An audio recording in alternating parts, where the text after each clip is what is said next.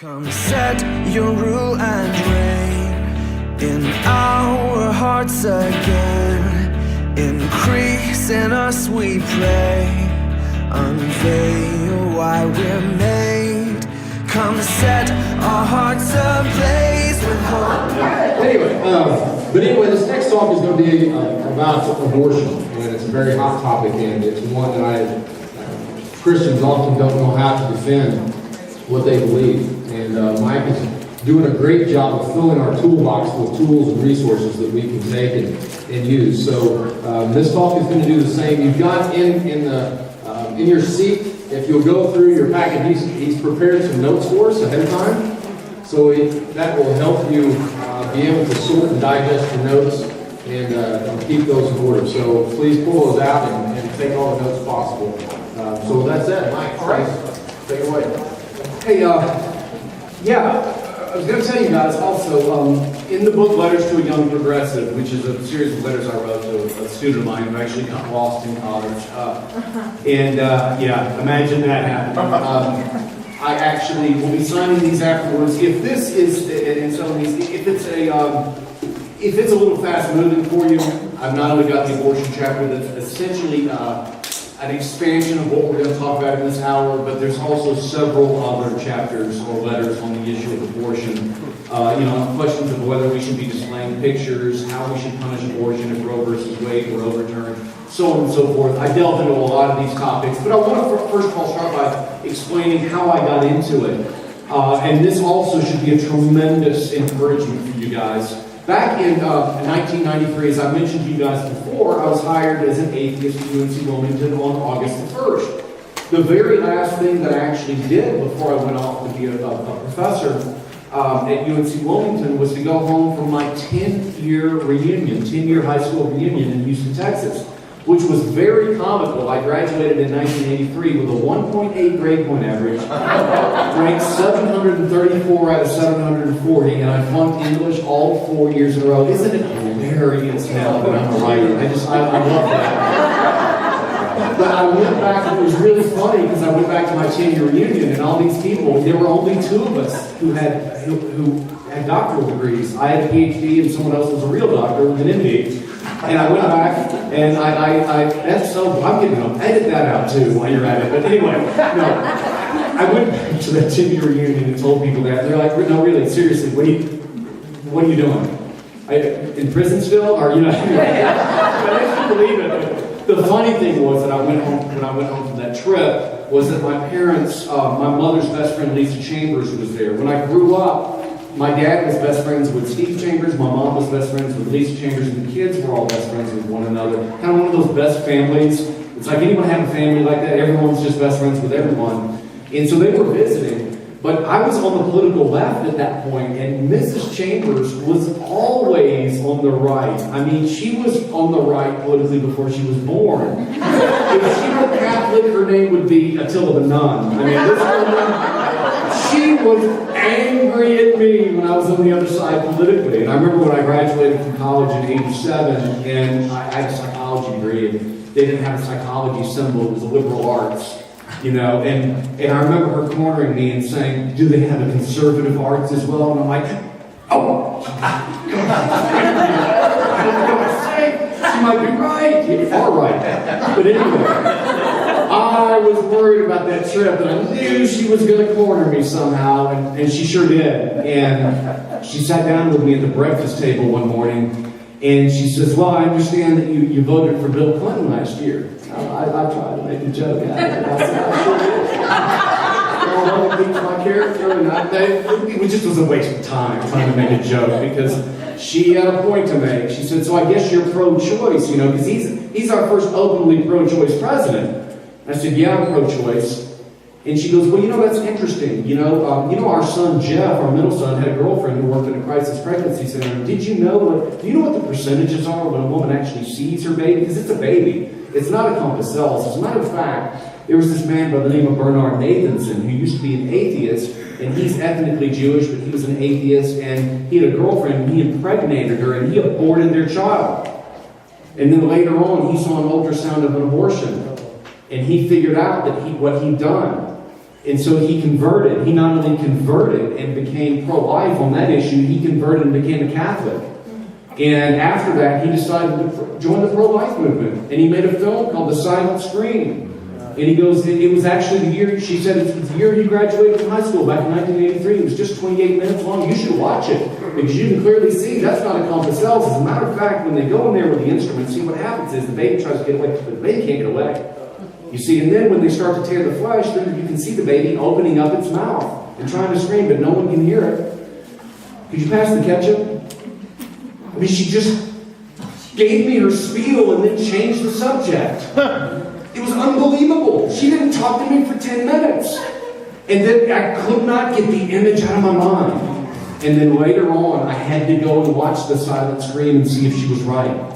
I checked it out and I watched it, and then later on I converted on the issue of life and actually became the advisor for the pro-life club at UNC Wilmington and sponsored 2 showings of the film where I set up a debate discussion where I got a pro-life doctor and invited Planned Parenthood, and they refused to show up. Both times I just put the placard, Planned Parenthood, not here. But you know, I start with the story of how I changed my mind because there's something really bad about that. I was 28 years old and had a PhD, and I never talked about the central issue in the abortion debate, which is what of the unborn. I had all the seminars in race relations and gender relations and family, marriage and family, and never confronted that issue in 10 years of college. Isn't that amazing? That says something about the lack of our ideological diversity on college campuses. And it really does, to be serious, tell you why we need to homeschool our children, why we need to think about educational options, and why we need to try to avoid the secular universities and try and change them.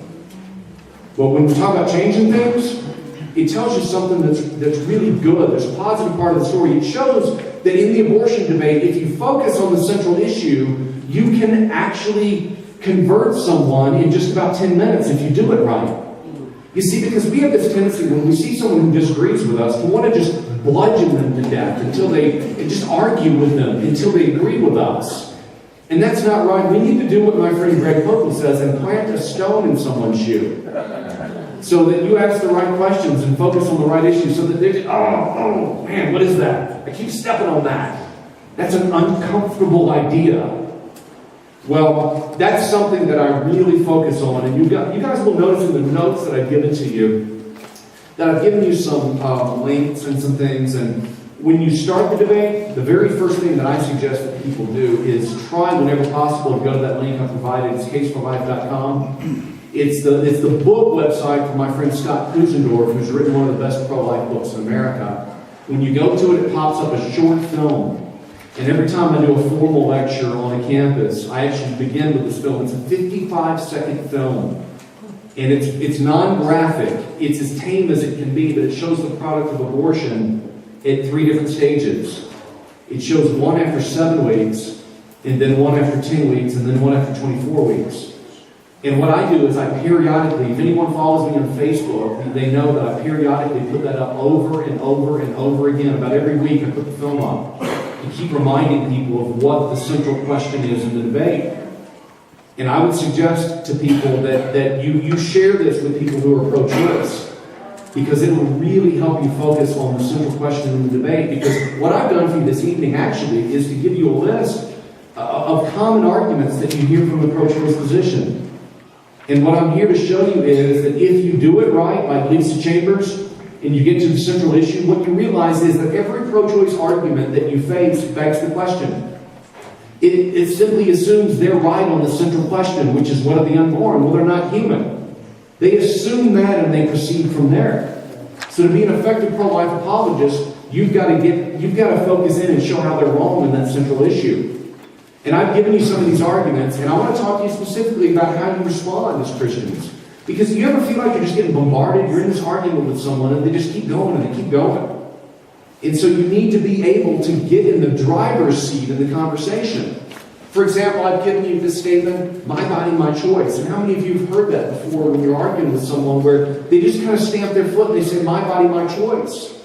Man, this happened. I was speaking at the University of Massachusetts at Amherst, and this woman just got up and started screaming it. They had to arrest her. She was using profanity. She's screaming, "My body, my choice." And as the police are dragging her out, handcuffed, they're like, "Not this evening." He's going to jail. I've never heard that kind of language. Oh my goodness. But when someone says, "My body, my choice," you know what's so interesting about this little film that I show to people all the time? A lot of people will look at it and they will say that that third image that it shows of the product of abortion after 24 weeks is the most important image in that short 54-second film. I think that's wrong. Although you look at the baby, you can see it's a baby. The one that's most effective is actually the first image of the abortion that takes place after 7 weeks. And I'll tell you why it's so important. You see, what a lot of people don't realize is that the doctor generally won't perform a surgical abortion until 7 weeks after conception. And a lot of people don't know the reason for that. The reason is when they go in there, they have to tear flesh. And they have to get it outside of the womb. And they've got to be able to account for all the parts. So do you see why they have to wait for a few weeks to where it has some shape and some form and they can tell what is what? And the reason why they do that is, ironically, they don't want to cause a death. They wait longer so they make sure that they don't cause a death, because if you leave the tissue, that could cause a potentially fatal infection. It's possible for that to happen. And so what I love about this film, and the reason why I share it with people, is it really does what Lisa Chambers was doing, is it gets you down to that image. Because you'll notice as you watch that short film, there's 2 little severed hands. And because the skin is translucent, at 7 weeks, you're able to count the bones. And you can actually show that to people. And it demonstrates that even at the earliest stage where they will perform an abortion, there are actually 10 fingers and 2 hands. And so what you do then, it's very simple. When someone is very emotional and they say, "My body, my choice," you just ask them this question. Does a pregnant woman have 4 hands and 20 fingers? And you ask that question, "What are you talking about?" "Well, watch this." And see, what they'll do often is they'll abandon the argument at that point and they'll move on to something else. Now, you might be in a situation, by the way, where you don't have an iPhone on you or you're not near a computer, and someone hits you with that "my body, my choice" thing.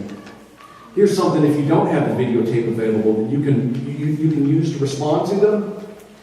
What we absolutely know is that we can detect a heartbeat in 28 days. Now, my good friend Scott Klusendorf, in his book, The Case for Life, says 28 days. Another reference that I have down for you is Randy Alcorn's Pro-Life Answers to Pro-Choice Questions. He says 21 days. Listen to me carefully on this one point. Don't ever get caught in a contest about that. Use the most conservative estimate and don't detract from the major point. The point is, we know we can detect it in 28 days. And 28 days is only 4 weeks.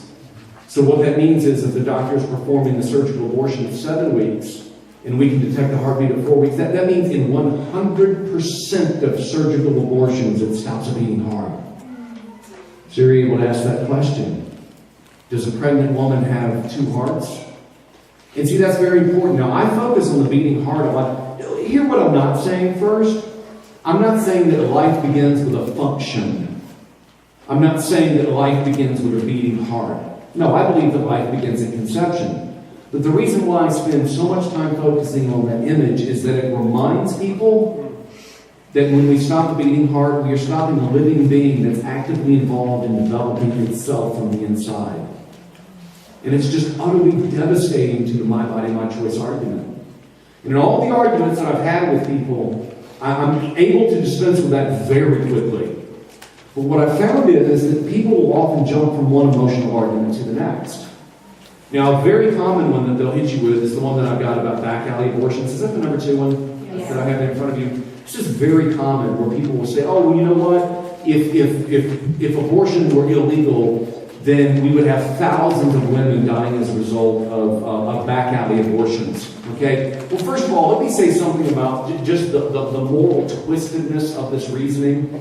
I mean, the idea that people have a right to do an immoral thing in a safe and sanitary environment is just, to me, is incredibly twisted. I mean, I see there's this Wells Fargo across the street from my university. I've been wanting to rob this thing for years. Just kidding. I've got your attention. I mean, it's just right there. No, seriously, you could rob it. It's right across from the university. Just put on a backpack and rob it right when classes are changing and run across the street. You know, but I've noticed one time when I was there that there was this fungus and mold all on the front sidewalk. I mean, imagine me getting on the phone and calling them and saying, hey, could you power wash that front sidewalk? I'm just afraid that when I commit this armed robbery that I might slip and hurt myself in the process. I somehow have a right to do an immoral thing in a sterile and safe environment. First of all, you just start by saying there's something that's not right with their argument. Well, I'll tell you what's wrong with their argument is that they are indeed begging the question. Okay, now, there's also a point in this argument where Christians make a very serious mistake. When people sit there and they say thousands of women died as a result of back alley abortions in the 1960s, they are correct in sniffing something out that's nonsense. They say it wasn't thousands of women. By the way, we know that is a false statistic because the individual who came up with it was the co-founder of the pro-abortion NARAL. His name was Bernard Nathanson. And when he converted to Catholicism, what do? You confess. And he's like, I made that up. And we know that statistic's wrong, but you know what? I'll be honest with you. We've got statistics from the Department of Health and Human Services from the year 1972, the year versus Roe, that say, I think that year the federal government said 39 people died as a result of back alley abortions or illegal abortions, 39 women. That's wrong as well. You don't want to get an argument, is it 39 or is it thousands? You see, what you want to do is you want to just give that to the other side and say, what if it were thousands? And then what you need to do is educate yourself on how many abortions there were before Roe versus Wade and how many after. And that's the reason why I've given you an excellent resource, which is Scott Ray's Moral Choices, published in 2009 by Zondervan. It was the 3rd edition. And he's got a great section in there between pages 135 and 138. Yes, I'm the Rain Man. Okay, I've memorized it. But at any rate, he goes in there and he's got this information that shows that if you look at about the 10 or so years before Roe versus Wade, we averaged about 98,000 illegal abortions anyway. And people sit there and say, oh, people still did it, so we should make it legal. Well, people still rape. Let's legalize rape. I mean, that's a nonsense argument, okay? We know for some particular reason around 1962, we have this spike year. For some reason, there are about 200,000 illegal abortions reported. But the average for the 10 years before Roe versus Wade is about 98,000. So you can just say 100,000. Okay, just give that and give them the 1,000. Okay, there's 100,000 every year, and let's say that thousands of women die.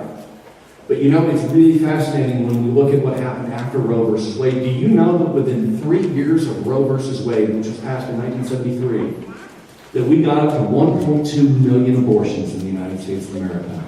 And why is that significant? Because it shows that within just a few years, we had a net gain of 1 million above what we'd ever had before. And the very unfortunate thing is, it didn't stop at that point. It continued to climb. Our peak year of abortions in the United States of America was 1992. We had 1.6 million abortions in the United States of America. And so what do we need to do then when we speak to people? We sit there and we need to ask them the question, is it permissible to kill 1.6 million people in 1 year to save thousands of people? That's the question you ask, because what does that expose? It exposes the question-begging nature of the argument that they have simply assumed that the unborn are not human. And they'll sit there and how is thousands greater than 1.6 million? It isn't. They think the number is 0. Oh no, we're saving thousands and 0 were killed. And what do? You go right back to it and you say, no. You say that in 1992, we would have had thousands of women die from back alley abortions, but instead 1.6 million. How many beating hearts were stopped in those procedures? The answer, 1.6 million. And so you see what we've done on argument number 2 is we've done exactly, it's the Lisa Chambers move. We've taken them right back to the central issue and asked the central question, what are the unborn? Okay, now what is the third argument that I have in front of you? Is that the one that deals with the unwanted children? Yes. This is really interesting. You guys, if you get into this and you start doing it, you'll notice that there's a pattern where they continue to make the same mistake over and over again. And I've got this one here where it says, oh, you know, and it's an argument we all hear. It's wrong to force a woman to have a child that she doesn't want to have, an unwanted child. Okay, here's the mistake that Christians often make in this situation. What they'll do is they'll focus on that word force. I've done this before. Well, you can't force a woman to have a baby she doesn't want. And sometimes I'll respond as if force is the key word. And I'll sit there and I'll say, well, I don't actually want to force the woman to do anything. I'm not going to touch her. I'm trying to remove force from the innocent human being. And sometimes I'll have a tendency to want to focus on the word force, but you know what? Force isn't the most important word in that argument. The most important word in that argument is unwanted, because it's tragically mistaken. There's no such thing as an unwanted child. If you've ever been through the process of adoption, you know what I'm talking about and how difficult it is. And we know what the supply and demand ratio is out there. And we know how difficult and taxing and emotional and expensive that whole process is. You see, what they've done here is they've done an ugly thing. They've suggested, once again using emotionality, they've suggested to you, man, if you force that woman to have that unwanted child, that child's going to be a victim of child abuse. That's what they're getting at. When they say you can't force her to have the unwanted child, they're suggesting that child's going to have a rough life and be abused. This happens all the time if you argue this. And you can immediately just start shaking your head going, something isn't right. What isn't right is the question-begging nature of the argument. It only works if you assume that abortion is not child abuse. I mean, to suggest that we need to abort children to keep them from being abused is to suggest that, we need to engage in decapitation to prevent tooth decay.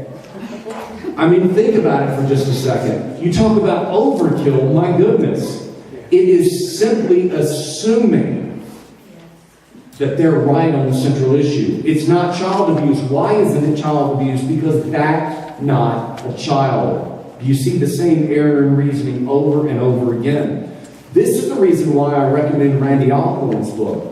First of all, Randy Alcorn's just a very nice guy. The first time I stepped out in public as a professor at a secular university and wrote a pro-life article in 2002, he called me on the phone and said, I just want to congratulate you for your courage, which is insane if you know what Randy Alcorn's done in his life. There's no one more courageous than him and what he's had to give up for the pro-life movement.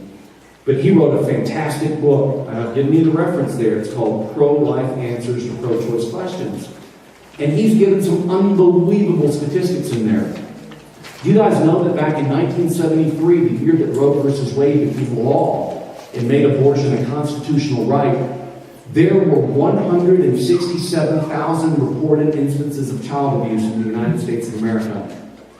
Just 9 years later, in 1982, that number rose to 929,000 reported instances of child abuse. What that means is we had a 556% increase in child abuse in a period of 9 years in America.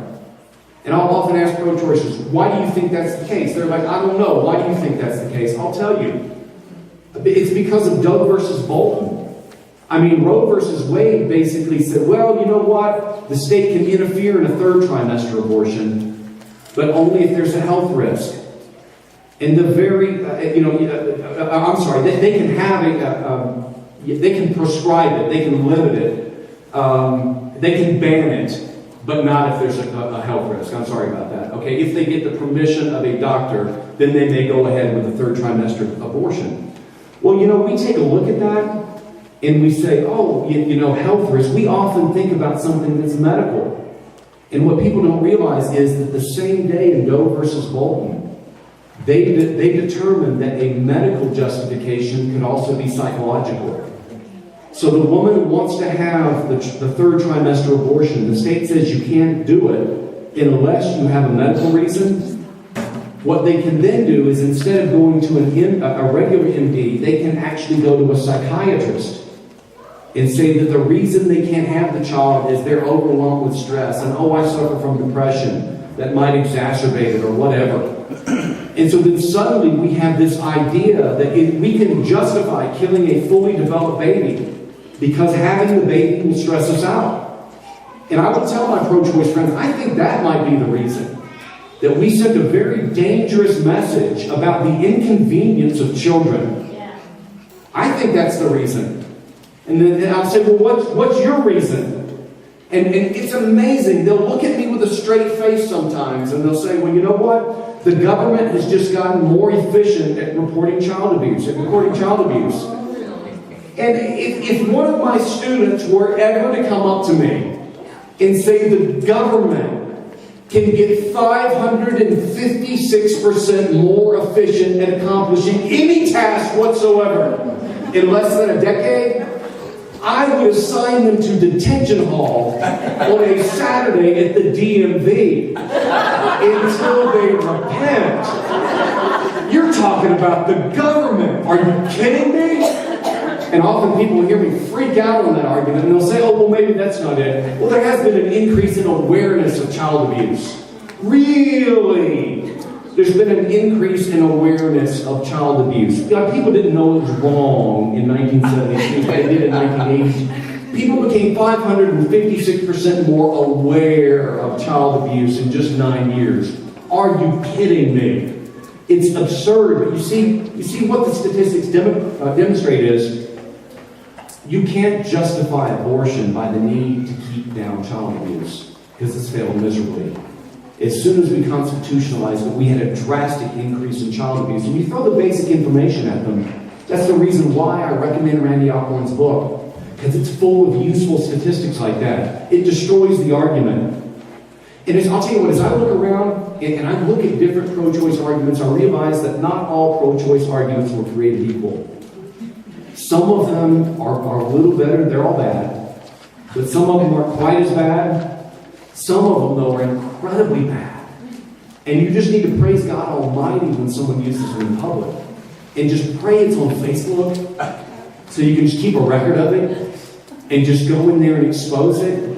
Because one of the very bad arguments I actually hear, and it tells us a lot about the callousness of our society, is the one you see down there. It's argument number 4. They will sit there and talk about the poverty justification. When I'm hit with a poverty justification, it usually takes the form of a hypothetical. And I can't complain about the use of hypotheticals. I teach courses in the criminal law, and I use hypotheticals all the time. I can't imagine a world without hypotheticals. That would just be another hypothetical. Think about it. People will come to me and they will say, well, just imagine that there's a woman and she has 5 children and her husband's abusive and he's an alcoholic and can't keep it, and he just leaves. And she has a 6th child on the way. She can't afford to feed the children that she has, much less have the new. So it's as if they're trying to suggest, I support abortion because I'm pro-child. That's the argument that you run into. And whenever they say that, well, shouldn't she have the abortion to feed the other children? I will say absolutely not. She should just kill the oldest child. And they're like, whoa. Hold on just a second. And I'll say, no, if the justification is to save money, you know, that oldest child, especially if it's a woman, she's going to get married soon. It's going to be expensive. If it's a guy, what if he wants to go to Georgia Tech? That's expensive.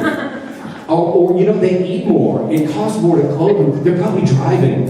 Then you can save on insurance and an automobile. And yeah, you should definitely kill the oldest child. And they'll go, no, well, that's different. And I'm like, oh, how so? You see what they're doing once again. And there's a fantastic acronym called the SLED acronym that you can use in Scott Kusendorf's book, which I recommend, that kind of helps you, sort of navigate through the arguments where people say that a born child is different from an unborn child. They're usually relying upon one of just a very few different arguments. And you can really use that to center in on their reasoning, but you see how it's question begging as well. They'll give you a variation of that. And the variation will say, oh, what if it's a young woman, she's in high school, and she needs to get her education? If she could just get her education and get that finished first, but well, she made a mistake, she got pregnant, and she's not interested in that guy, and she needs to get her education, and then that way she'll be able to have a better income and provide better for her kids in the future, so on and so forth. You know, when people make that argument, that's just the idea that you should kill children in order to alleviate poverty is not new. Jonathan Swift came up with that back in the 18th century. He wrote a satire called A Modest Proposal, in which he said the cure for poverty in England is people need to start killing their children. But he said they should wait for a year because the average child will get up to about 18 pounds after a year, and they're plump and they're juicy, and you can eat them, and you can skin them, and you can use their skin for lampshades. And he wrote this in about 30 pages as an attack on the callousness towards poor children in England. He said it's terrible. And he had to republish later because some people weren't that swift with satire, if you will. He actually had to run advertisements saying that was a satire, by the way. And I actually will carry around a copy of that frequently, and I'll say, you need to read this because Jonathan Swift was writing a satire. You're serious. You think we should kill children to alleviate poverty.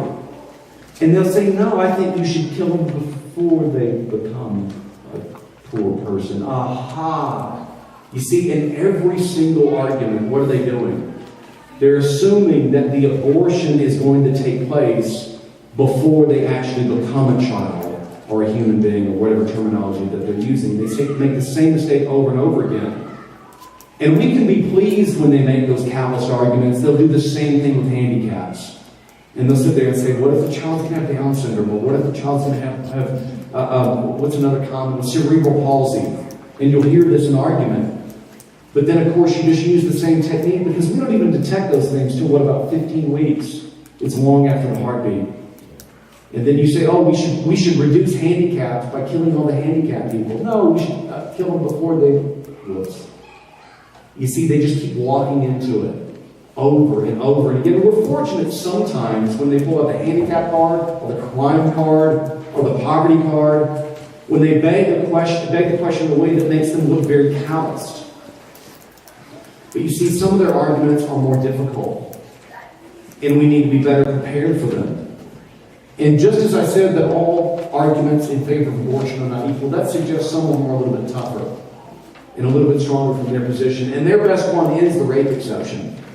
That's the one that we need to understand how to navigate this, because we saw what happened with Todd Akin. He just gets ambushed, and he didn't know what to do in that situation, and he just blew it. We need to be prepared with an answer to defend life. And we need to be prepared for this very difficult one because you never know when you're going to get hit with it. It was almost 2 years ago when I was walking across the campus of NC State University when all of a sudden I see this campus preacher, and I'm going to get in trouble again for this one, but I'll tell you, I'm always in trouble, but homeschool jokes, and now it's going to be campus preacher jokes, but sometimes the campus preacher is a little crazy. Sometimes, the guy who thinks the effective way to share the gospel is just to scream at people. I'm not saying all campus pastors, but some of them are just not real good at this. And I'm about to go to a debate at NC State, and this guy's just yelling. And I was walking by the pit, and I said, oh, crazy campus pastor. Oh, hold it down, my goodness. And I'm walking by, and all of a sudden he turns and he looks at me, and he goes, Mike Adams. And I said, oh, crazy pastor knows me. This is a little bit awkward. He goes, come here. And I go walking over there. He goes, I read your columns on townhall.com all the time. And I go, oh my goodness, crazy pastor's a fan. I'm feeling a little guilty. What am I going to do? Well, I walk over there. And the reason why they're having a heated argument is they're talking about the rape exception in the context of abortion. And so all of a sudden, the pastor turns to me and he points at this woman and says, this woman says that a woman, if she's raped and becomes pregnant, she ought to be able to kill a human being just because the human being reminds her of a painful event that's happened in her life.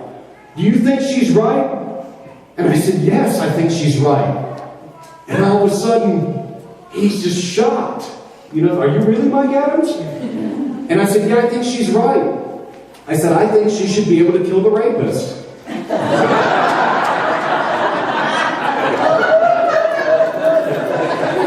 I just turned and walked off. But let me tell you, that crowd was not as intelligent as you. There was an awkward silence on a scale of 1. I'm just kidding. Awesome. They paused, and then all of a sudden, they erupted in applause. And I just kind of walked off and let them deal with the aftermath. But it's interesting. Actually, Pat Buchanan, when he ran for president, was hit with an ambush from a CNN reporter. And he did that, and the guy just shut up and changed the subject. I think we need to go deeper with this. Because I think, first of all, there's this problem. We often get attacked as Christians. If you're a conservative Christian, if you happen to support the death penalty and oppose abortion, people will attack you and say, well, that's a double standard. No, it's not. The double standard is a grossly and wildly overused, improperly used phrase in our society. A double standard is when you apply two different standards to the same thing. Newsflash. An unborn child and a convicted murderer are not the same thing. Right.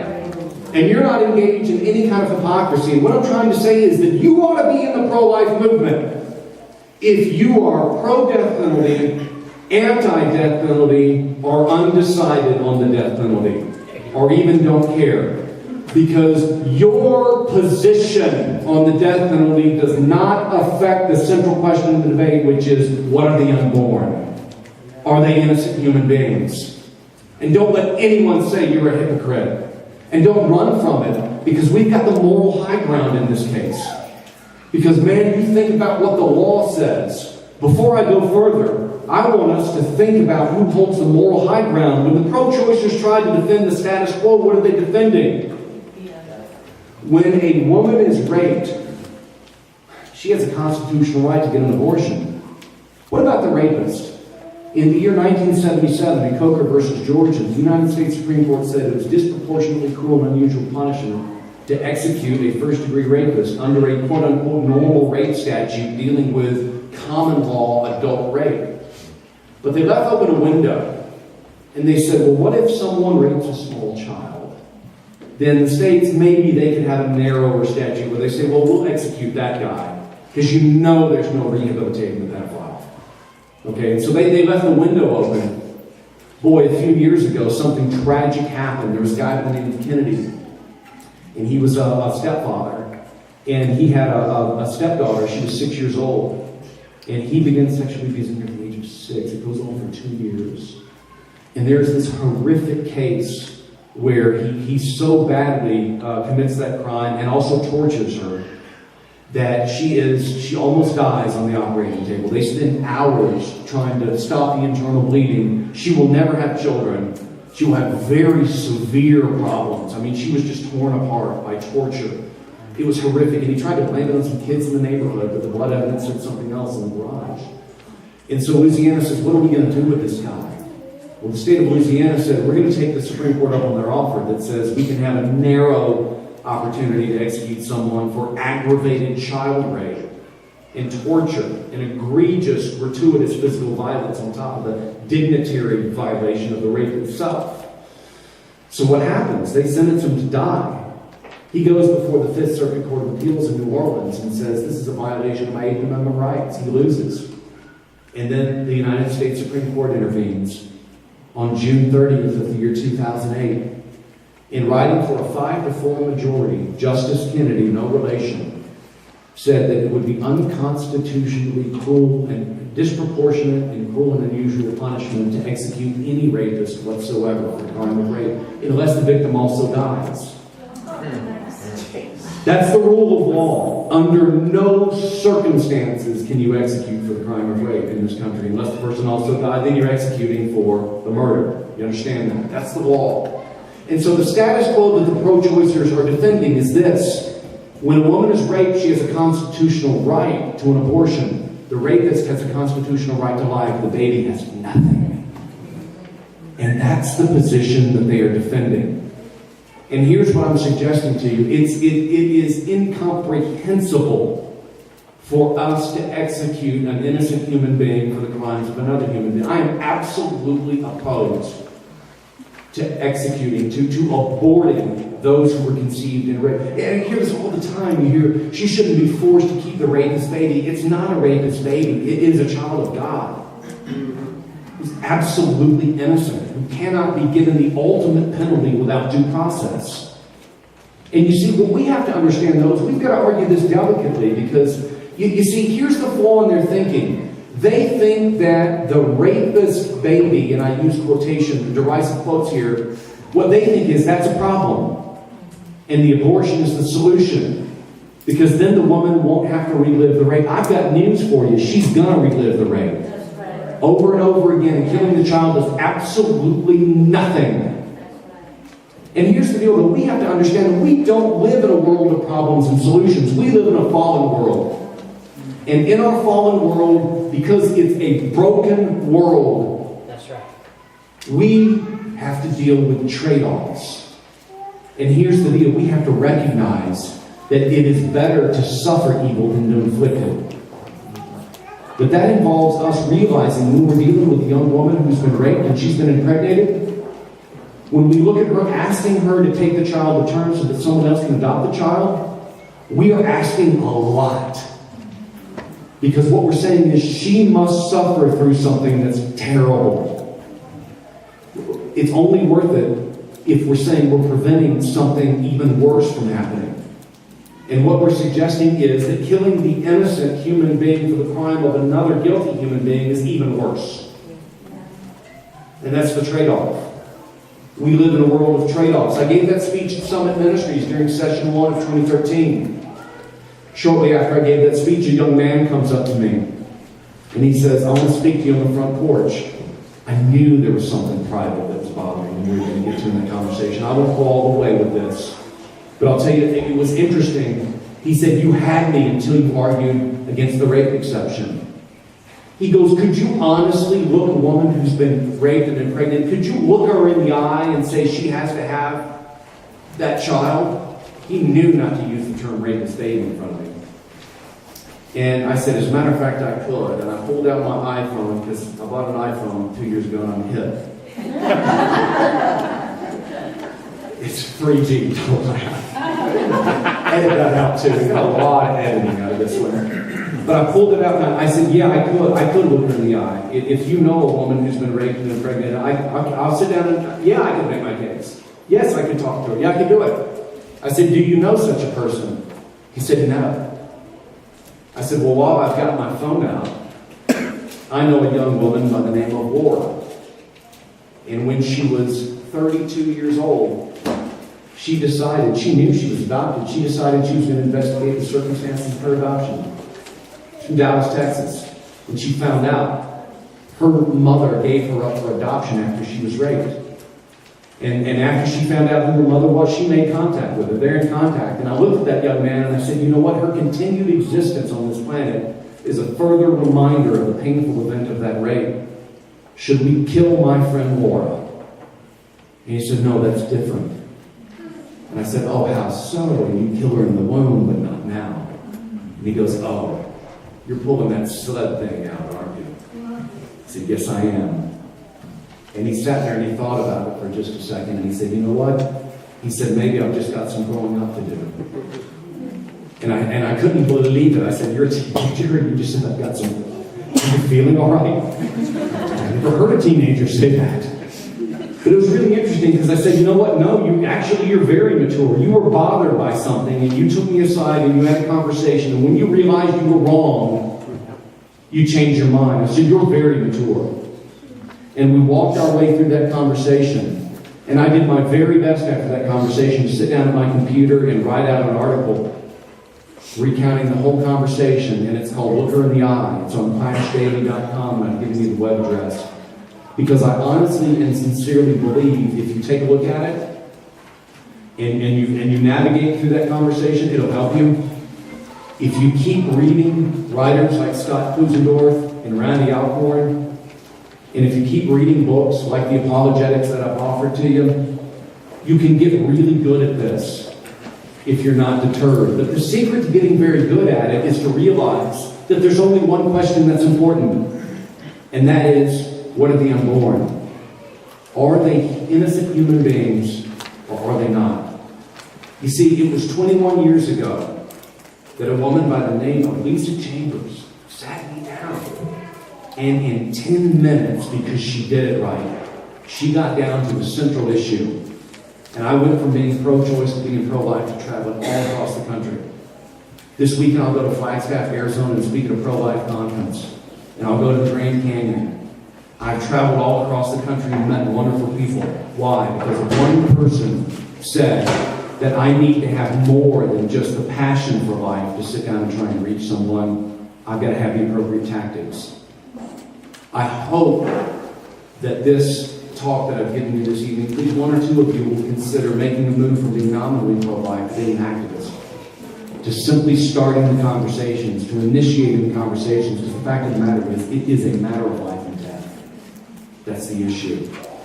And I want to conclude just by thanking all of you for allowing me to come out this evening and talk about the things I'm most passionate about, and to listen and to laugh and to enjoy our time together. And I want to thank you, Shay, for inviting me. And I'll be selling a few books, and if you're interested in digging into some more of this, I hope it's helpful to you. I wrote the book to a kid who was lost in college, who went off his freshman year as a believer from a traditional family and lost his faith in a year and a half. And I sat down and wrote him 35 letters trying to bring them back. It's not only written for the children, but for the parents, because I think most of you will experience that at some point in your life. Someone that you know, maybe a relative or a friend. And I hope it blesses you. You blessed me this evening, and thank you for having me.